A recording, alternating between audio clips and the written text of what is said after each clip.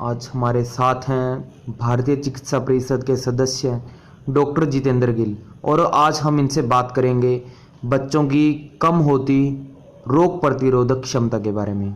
जी बताएं डॉक्टर जितेंद्र गिल। देखिए, आजकल ठंड के समय में बच्चे बार बार जुकाम खांसी हो जाता है, तो कहीं ना कहीं उनकी रोग प्रतिरोधक क्षमता यानी रोगों से लड़ने की उनके शरीर की जो पावर है वो घट जाती है। तो इम्यूनिटी पावर को बढ़ाने के लिए आयुर्वेद में बहुत सी आयुर्वेदिक औषधियाँ हैं और बहुत ईजिली अवेलेबल हैं। पहले हम देखते थे कि हमारी भारतीय संस्कृति में शुरू से ही ये रिवाज था कि छोटे बच्चों को हम घर पे ही जायफल रगड़ के देते थे, हार्ड रगड़ के देते थे, जो कि बहुत कारगर औषधियाँ थी आयुर्वेद के हिसाब से और बच्चों को बहुत सी बीमारियों से बचाने में कारगर रहती थी।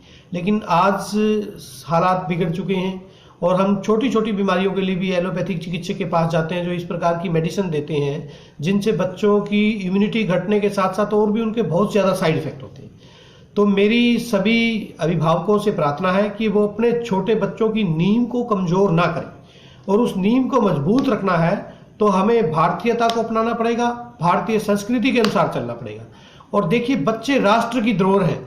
यदि हमारे बच्चे ही कमज़ोर होंगे और वो बार बार बीमार रहेंगे तो वो राष्ट्र निर्माण में, समाज निर्माण में कोई भी आहुति नहीं डाल सकेंगे। तो मेरी सभी अभिभावकों से प्रार्थना है कि छोटे बच्चों को ज़्यादा से ज़्यादा हरड़, जायफल, तुलसी, देखिए रामबाण औषधि है तुलसी, रोग प्रतिरोधक क्षमता बढ़ाने के लिए बहुत अच्छी आयुर्वेदिक मेडिसिन है। अदरक, शहद, ये नेचुरल चीज़ों का प्रयोग करें, ना कि थोड़ा सा बीमार होते ही हम उनको एलोपैथिक चिकित्सक के पास ले जाएं और वो तरह तरह के स्टेरॉइड्स और एंटीबायोटिक्स और एंटी एलर्जिक मेडिसिन दे दे के उनके शरीर के जो संरचना है उसको गड़बड़ाने की कोशिश करता है। उससे फिर फ्यूचर में वो बच्चे बहुत सी अन्य बीमारियों के शिकार बहुत जल्दी होने लग जाते हैं।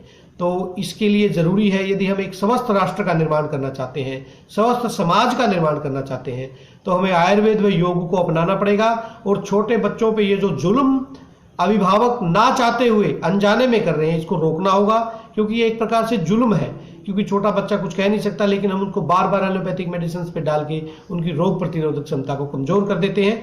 तो इसलिए सभी अभिभावकों का ये फर्ज बनता है कि वो जो हमारे दादी माँ के या नानी माँ के जो नुस्खे थे उनको अपनाएं और योग और आयुर्वेद में जो इतनी बहुमूल्य जड़ी बूटियां हमारे ऋषि मुनियों ने हमें दी है उसका प्रयोग करके एक स्वस्थ समाज, एक स्वस्थ राष्ट्र के निर्माण में सहयोग करें।